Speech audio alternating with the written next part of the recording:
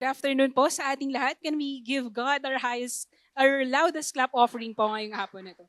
Again, good afternoon po again sa ating lahat and happy Panagbanga Sunday po. Wow. May mga bisita po ba tayo for today? May mga first timers po ba tayo? Feeling ko naiiya lang kayo. Pero anyway, welcome to Baguio po if we have visitors today. And anyway, I am Shella po and I am part of the relationship department. Nandito po yung head ko, si Kuya Archie. And I am here to share the word of God for today. So let's go directly to our verse. We got our text from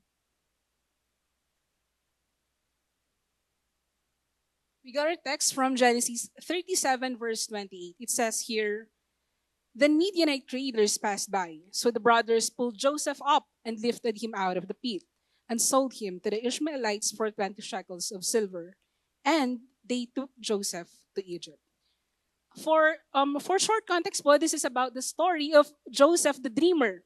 So Joseph was the favored son of God. And then one day, he received a dream from the Lord. He received a promise from God. Yung una pong panaginip niya, sabi doon that his bundles of grains would stand up and yung mga bundles of grains po ng mga kapatid niya would bow down to him. And that is a picture of authority. That is a picture of leadership and favor. And then after that, he received another dream from the Lord. Pangalawang dream na po yun na nilagay ni Lord sa puso niya. And then the next dream, sabi po doon na the stars, the 11 stars, the sun, and the moon would also bow down to him. And also, that is a picture of authority. That is a picture of favor. That one day, God will make him a leader, a person in authority. Pero kung titignan natin yung buhay ni Joseph, it doesn't look like he was stepping into the promise. It doesn't look like he's stepping to the promise. It doesn't look like he's stepping to the dream na nilagay ni Lord sa puso niya. Kasi when he was thrown into the pit ng mga kapatid niya, napunta po siya sa Egypt. And Egypt is a place na hindi parte ng promise, hindi parte ng dream na binigay ni Lord sa buhay niya. So in short, it was an unknown place. A place na hindi naman pinili, hindi naman parte ng plano, pero bigla siyang napunta doon. In short, it's an unknown place. And when he was already in Egypt, naging slave din po siya ni Potiphar. So imagine receiving a dream from the Lord that one day you will become a leader at tapos nangyari sa'yo, you became a slave. And then after that, nung naging slave na po siya, sooner and after some time, he was also in prison. So in short, kung titignan natin lahat ng nangyari sa buhay ni Joseph, from Egypt to becoming a slave, from being in prison, it doesn't look like he's stepping into the dream. It doesn't look like he's stepping into the promise na binigay ni Lord sa buhay niya. Instead, it looks like he's stepping into the unknown. And that's what I want to title our message for tonight, is stepping into the unknown. But before we continue, can we all bow down our heads in prayer? Heavenly Father, we thank you, Panginoon, sa araw na ito ninyo pong pinagkaloob. Holy Spirit, we acknowledge your presence in this place, Father God. Lord, as we study your word, Panginoon, as we dive deeper into your word, Father God, open our hearts, open our minds, Panginoon. Teach us what you're trying to teach us in this season. Show us, Father, what you're trying to show us in this season. Lord, as I share your word, Panginoon, Lord, I am just a messenger, Father God. Bless me with your wisdom, with your knowledge, understanding, Panginoon. Lord, I acknowledge that I have limits, but I know, Panginoon, that you, my God, is limitless and there's nothing possible before you. Lord, be the one to touch the hearts of everyone, Panginoon, na dinala niyo po dito, Father God. And everything that we're about to do sa araw na to, Panginoon, we do it to glorify your name. Lord, sa'yo lamang lahat ng papuri, lahat ng pasasalamat, Panginoon. Ito pong aming dalangin. In Jesus' name we pray. Amen. Again, our title for today is Into the Unknown. Pwede bang pakibasa naman, guys? O, di ba? Sabi ko pakibasa, kinanta niya, be. Anyway, I want to start with a personal story. One time po kasi, nagkayayaan po kami ng mga friends ko sa law school na mag-hiking, na pumunta po sa Yellow Trail. Since kami, hindi naman po kami laking Baguio, hindi naman po kami taga Baguio, hindi namin alam yung path, hindi namin alam yung trail, hindi namin alam kung anong dadaanan namin right, left, basta may pathway, go. Pero ang alam namin na sa kabilang part lang yung magiging end. So in short, alam namin yung ending, pero hindi namin alam kung ano yung mga dadaanan namin, right, left, And then, after some time, nung una, we were still relaxed, chill, na parang, okay, feel mo pa dyan, ha? And then later on, napansin namin na parang hindi na, yung dinadaanan namin, parang hindi na to dinadaanan ng tao. Parang kakaiba na to. Then I realized na wala na pala kami sa path papunta doon sa dulo. Wala na pala kami sa path papunta doon sa end ng trail na yun. So, one thing I realized during that time is that, di ba minsan ganun din tayo? Na we know God placed a dream in our hearts. God placed a promise. He made a promise sa atin. Pero if we're going to be honest, and if we're going to assess, wait lang, anong nangyayari sa buhay ko? Anong nangyayari sa life ko? It doesn't feel like we're stepping into the promise. It doesn't feel like we're stepping into the dream na nilagay ni Lord sa atin. Kasi yung titignan na natin, Lord, you told me, Lord, sabi mo, I'm gonna be victorious, but it doesn't feel like I am victorious, Lord. Lord, sabi mo, bibigyan mo ng healing yung family namin, ng restoration, Lord, yung family namin. Lord, you promised. But it doesn't feel that I am stepping into the promise. And if we're gonna go back to the story of Joseph, we all know that he received a promise from the Lord. He received a dream na one day you will become a leader. One day people would bow down to you. Even your family would bow down to you. In short, may favor si Lord sa kanya. Pero kung titignan natin yung mga nangyari, he was brought to Egypt and he was sold there as a slave. It doesn't feel like, wait lang, Lord, you told me that I will become a person in authority, pero I am a slave. Hindi ba, it's a complete opposite of the promise. Hindi natin, so in short, parang hindi niya nilalakaran yung buhay, yung plano ni Lord para sa kanya. In short, parang opposite direction, kumbaga, yung patutunguhan ng buhay niya. And when we are confronted with that situation, kapag napunta tayo sa season of uncertainty, season na hindi natin alam kung ano yung susunod, hindi rin natin alam kung paano tayo magre-react. Hindi rin natin alam kung anong gagawin ko. Lord, should I quit? Should I stop or should I panic?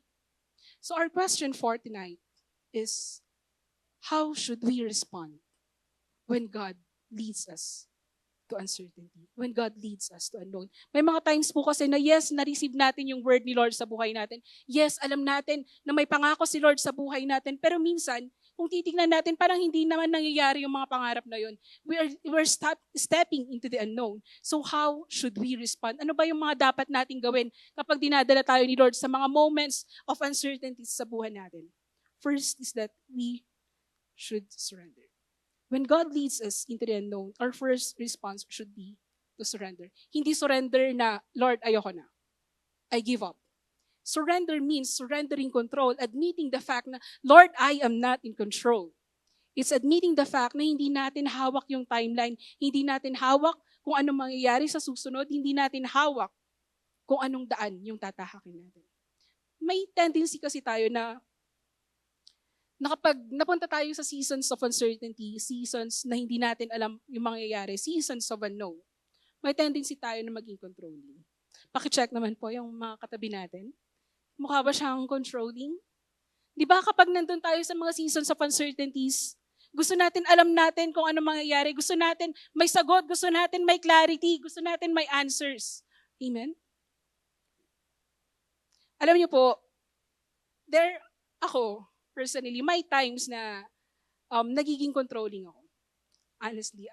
Dito po kasi sa church, every after 5:30 service po ng Sunday or Wednesday, nagkakayayaan po yung mga workers na lumabas. And most of the time, pasensya na, pero hindi po ako sumasama. Why? Kasi bago ako sumama, gusto ko munang matanong, gusto kong malaman saan ba tayo pupunta, anong oras tayo uuwi, hanggang anong oras tayo matatapos. Kasama ba si Ate Abby? Kasama ba si Levi? Gusto ko lang clarity. Gusto ko may sagot. Gusto ko alam ko kung anong mangyayari or kung anong susunod na mangyayari. Because kapag nako-confront ako ng situation of uncertainty, it feels scary. Na parang, ang risky masyado. Hindi ko kaya. So I want answers. I want na kontrolado ko lahat, hawak ko lahat. But if we're gonna go back to the story of Joseph, It says here in Genesis 37 verse 24. Then they took him and cast him into a pit, and the pit was empty, and there was no water in it. That pit, yung cistern po kung saan tinapon si Joseph. In the first place, hindi yan parte ng plano, hindi yan parte ng dream na nilagay ni Lord sa puso ni Joseph. It's never part of the promise. And when Joseph was thrown into the pit, he lost control. Hindi lang sa freedom niya, but he lost control kung anong gagawin niya sa buhay niya. And sometimes we're also confronted with that situation sa buhay natin na pupunta tayo sa sitwasyon na biglang hindi natin hawak, hindi natin alam kung anong susunod na mangyayari. Biglang hindi natin alam kung sinong kasama natin sa susunod na journey natin. Kasama pa ba natin yung mga katabi natin?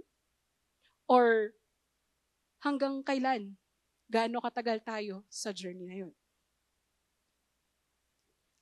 And doon po pumapasok yung power of surrender.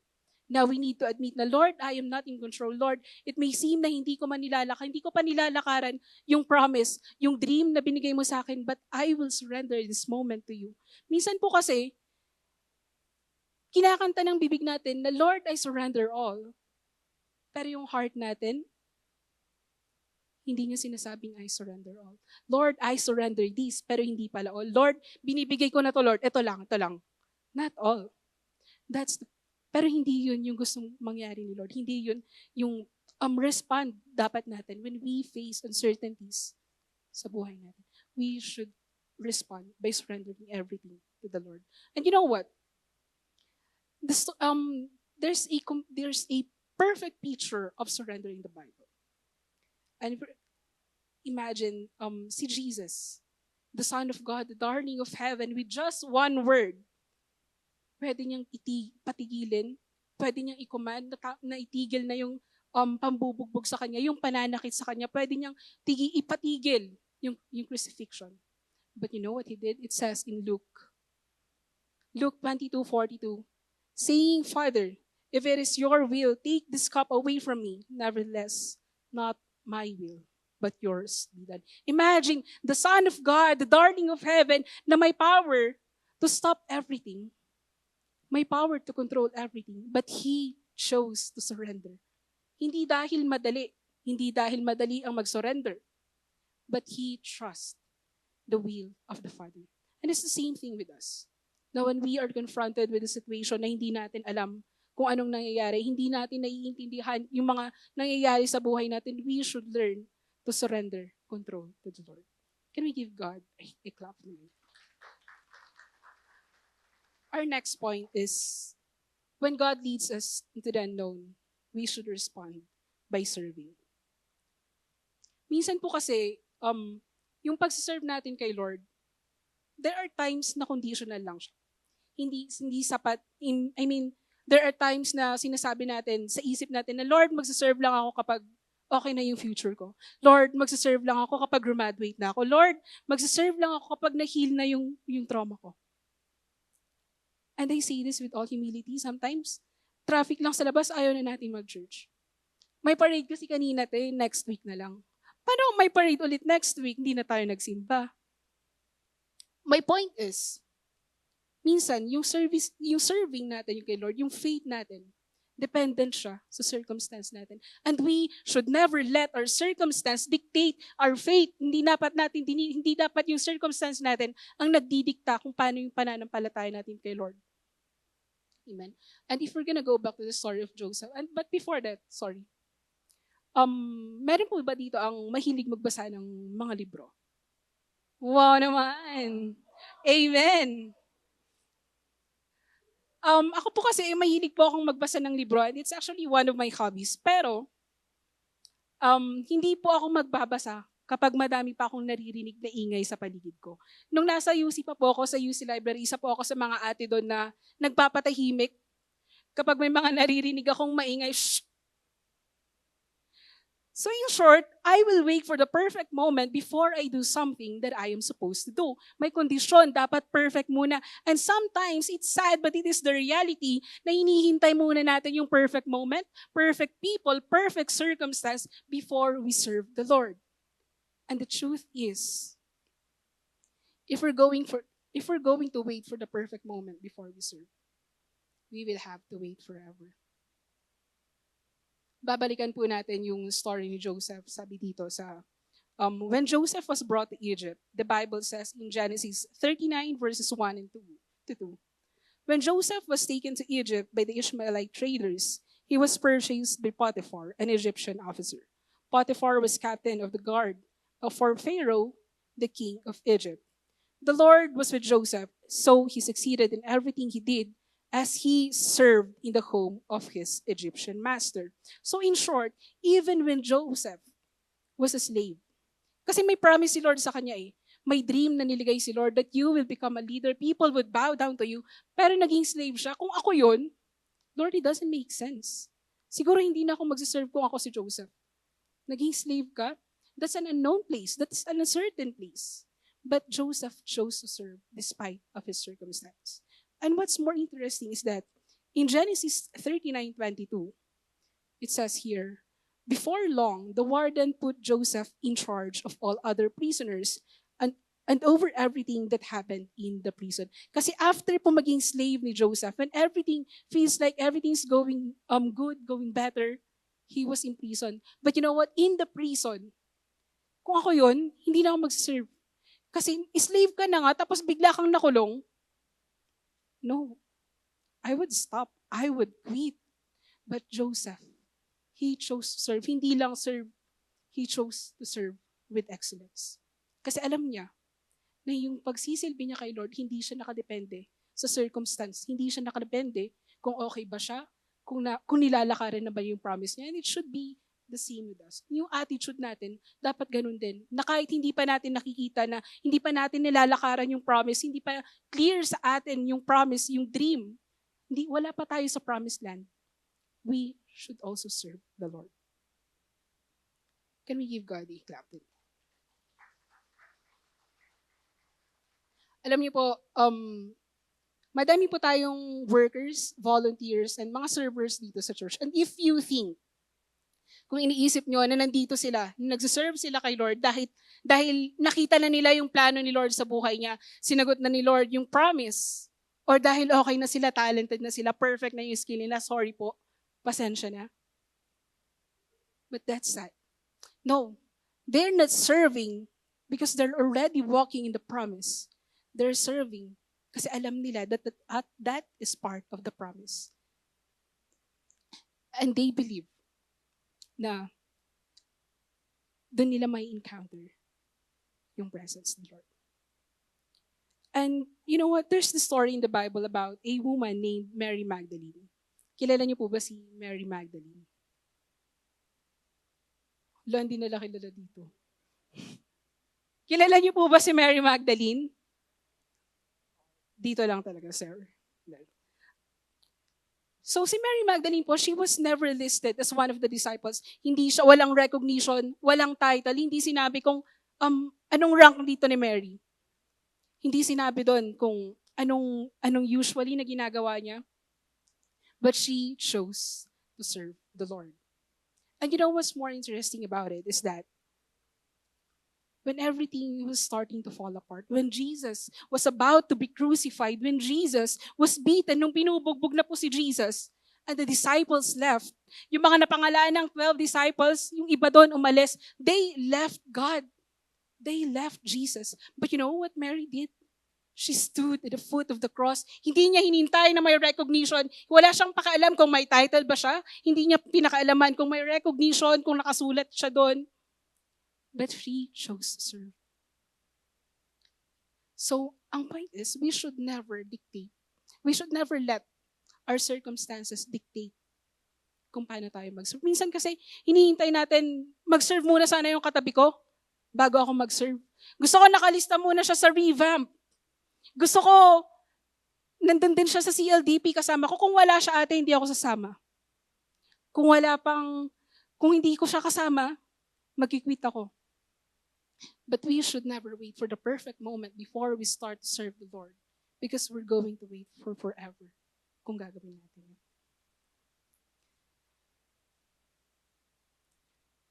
And that leads us to our last point. When we, when God leads us to the unknown, we should respond by being still. Being still is not about being stagnant na wala kang ginagawa. Being still is about the posture of our heart in the waiting. Kung ano yung attitude natin habang naghihintay tayo. It's not about how long you waited.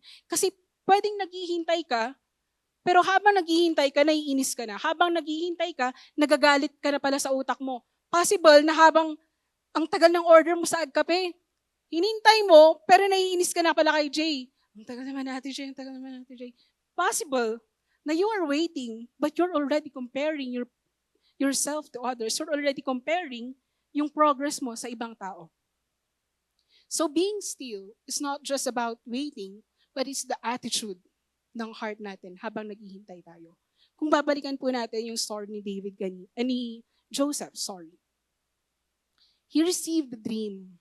He received the promise nung bata pa siya. He was only 17-year-old that time. It took him so long, sobrang tagal, bago siya nag-step into the promise. Ang tagal niya na nandun sa unknown season, ang tagal niya na nandun sa uncertain season ng buhay niya. Pero kung titingnan natin yung Bible, if we're going to read it, wala pong record doon na nagreklamo si David. Walang record doon na nagalit siya. Walang record doon na naisip niyang mag-quit. So he waited patiently for the Lord. Can we give God a clap to him? So when God leads us into the unknown, He doesn't ask us to figure out everything. He doesn't require us to understand the process or to know the path, to know the timeline, to obey. He asks us to surrender control when nothing makes sense. He asks us to serve faithfully, no matter what our circumstances look like. And He asks us to be still, to guard our hearts, our attitude while we wait, trusting that He is still working even when we cannot see it. So, why am I sharing this? Kasi when I was reviewing, when I applied to take the bar exam, yun din po yung na-feel ko. I'm sorry, but this is not gonna be a success story. It's gonna be a story of uncertainty. It's gonna be a story full of unknown season, uncertain season. For short background po, again, I am Shella, and few years ago, I took a leap of faith and I enrolled in law school. Sabi kasi nila, madali lang. Sabi nila, it's just a walk in the park. Madali lang yan. But I never thought that it was actually a Jurassic Park. And that moment, walang certainty sa buhay ko. Walang clear path kung matatapos ko ba to. Lord, kaya ko ba to? Matatapos ko ba to? Everything was unclear. Everything was uncertain. But I know that God placed a dream in my heart. But I know that He made a promise sa buhay ko. And last year, I decided to apply to take the bar exam. Doon ko po na-feel yung na uncertainty is not just a concept. Unknown season is not just a concept, but it became my everyday life. Every gising, every bangon is uncertain. Lahat ng gagawin ko, nararamdaman ko yung uncertainty na nasa unknown season ako ng buhay ko. And while I was reviewing audit, I was also serving din po dito sa church. But during that time, when I was waiting na po for the results of the bar, yun po yung pinakamahabang process na pinagdaanan ko na naghihintay ako. Doon ko po natutunan kung ano talaga yung ibig sabihin ng surrender. Surrender, hindi na, Lord, ayoko na. Surrender in a way na, Lord, hindi ko na po ito kontrolado. Lord, it is out of my hand and I'm giving it to you. Lord, Hindi ko na alam kung ano mangyayari. Hindi ko alam kung anong susunod na mangyayari. But I'm giving it to you and I'm entrusting it to you. Doon ko po natutunan yung power of surrender. Because while I was waiting, there was weight. There was weight. Sobrang bigat ng waiting. But God comforted me by teaching me the power of surrender. And during that time din po, even my review season, I was also one of the volunteers dito po sa ating simbahan.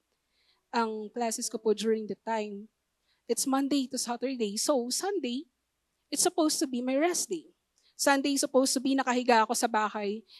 Sunday, supposed to be nagpapahinga din ako or I can go wherever you want. Kasi there was a moment na, Lord, bakit yung mga kasama ko pwedeng mag-rest? Lord, bakit sila may pahinga? Lord, bakit sila pwedeng mag-pause? Pwede silang mag-restart ng Sunday. Lord, bakit sila pwedeng tumigil ng Sunday? May rest. Sabi nila, may rest kami ng Sunday. So in my thoughts, Lord, gusto ko din yun.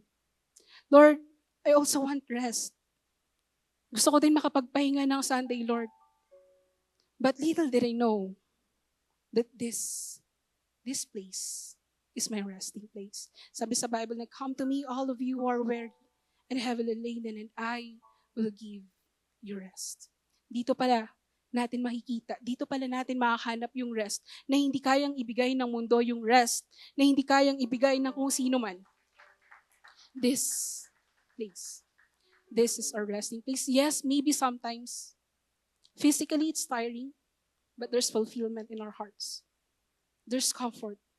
There's rest sa puso natin. Lord, minsan iniisip ko na, Lord, nakakapagod physically. Lord, I want to sleep. Pero kapag nandito na po ako, nawawala na yung pagod. Kinukuha na ni Lord lahat ng pagod, lahat ng worry, lahat ng uncertainty. And you know what's amazing? Kung babalikan po natin yung story po ni Joseph. When he was in the unknown, nung nandun po siya sa uncertain moment ng buhay niya. This is so amazing. Basahin ko lang po. It says in Genesis 39 verse 2, the Lord was with Joseph, so he succeeded in everything he did as he served in the home of his Egyptian master. Remember, naging unknown season or unknown place po ni Joseph, yung part na naging slave siya. But you know what? Sabi nga dito, the Lord was with Joseph. So even in the unknown, the presence of the Lord was with him. And what makes it more interesting is sabi po dito in verse 21, but the Lord was with Joseph in the prison and showed him his faithful love. But the Lord was with Joseph in the prison and showed him his faithful love. That prison, that is also an unknown place, an uncertain place sa buhay ni Joseph. But you know, the presence of the Lord was with him. And may verse po dito, sinabi rin na Joseph was successful because the presence of the Lord was with him. So kung titingnan natin, yung unknown moments pala natin, yung uncertain moments pala natin, unknown seasons ng buhay natin, it's never an empty place. Minsan kasi kapag napupunta po tayo sa mga ganong situations ng buhay natin, feeling natin, iniwan na tayo ni Lord. Feeling natin, pinabayaan na tayo ni Lord. Na parang we feel abandoned. But the truth is, even in our uncertainties, even in the unknown season, God, the presence of the Lord is always with us. Minsan kasi we are too focused chasing the promise. Willing tayong iwanan yung promise keeper para lang makamit natin yung promise. And one thing that I learned while waiting is that you don't have to choose between the promise and the promise keeper. Bakit mo iiwan yung nangako para sa pangako? Kung kay Joseph, he was successful because the presence of the Lord was with him. It's the same thing po sa nangyari sa buhay ko. Not because I can, but because my God can. So to end this, to sum it up, kung kasama mo po yung nangako, matutupad yung pangako.